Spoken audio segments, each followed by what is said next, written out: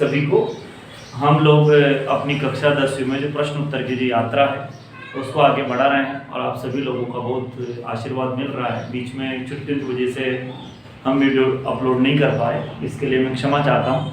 हम लोग आज कक्षा 10वीं का जो पाठ है सूर्यकांत त्रिपाठी निराला, उनकी जो दो कविताएं हैं, एक उत्साह है और एक है अट नहीं रही है। दो कविताएं हैं और दोनों कविताओं में से जो मुख्य प्रश्न हैं उनके मैंने उत्तर जो आपके सामने रखे हैं।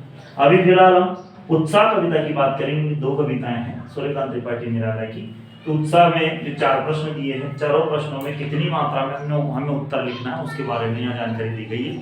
आपसे निवेदन करता हूँ मैं कि सभी से निवेदन है कि मेरे यूट्यूब चैनल है ललित गुप्ता सर 560 और ये मेरा इंस्टाग्राम चैनल है और ये मेरे मोबाइल नंबर है ना 77 480 और ये 34 984।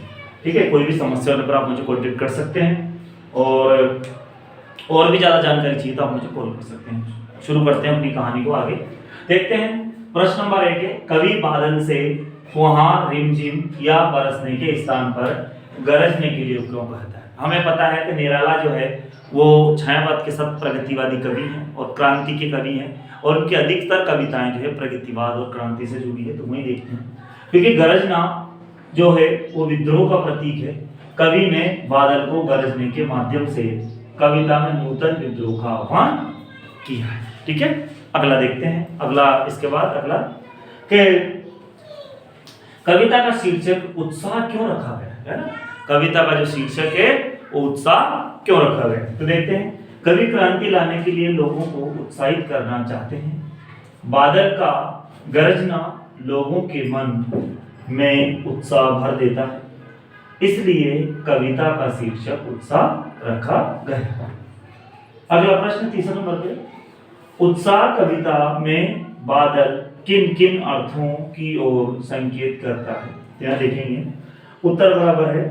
तीसरे प्रश्न का है, बादल मानव जीवन की पीड़ाओं को दूर करने की ओर संकेत करता है, दूर करने की ओर संकेत करता है और बादल जो है जीवन में उत्साह भरने का प्रतीक है। बादल जीवन में नवीनता और परिवर्तन लाने का प्रतीक है। बिल्कुल छोटी मात्रा में उत्तर है, 2-2 नंबर के जैसे प्रश्न के उत्तर दिए जाते हैं उतनी मात्रा में उत्तर दिए हैं मैंने। इसके बाद शब्दों का ऐसा प्रयोग जिसमें कविता के किसी खास भाव या दृश्य में ध्वन्यात्मक प्रभाव पैदा हो, नाद सौंदर्य कहलाता है।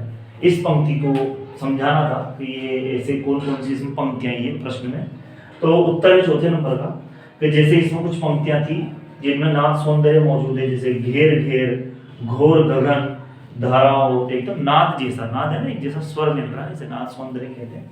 इसके वजह से ललित ललित काले घुंघराले बाल कल्पना कैसे पाले, तो एकदम जो पढ़ते हैं तो ऐसा लगता है नाद सौंदर्य इसमें आ रहा होगा। इसका विद्युत छवि उर्मे कविता की इन पंक्तियों में भी नाद सौंदर्य मौजूद है।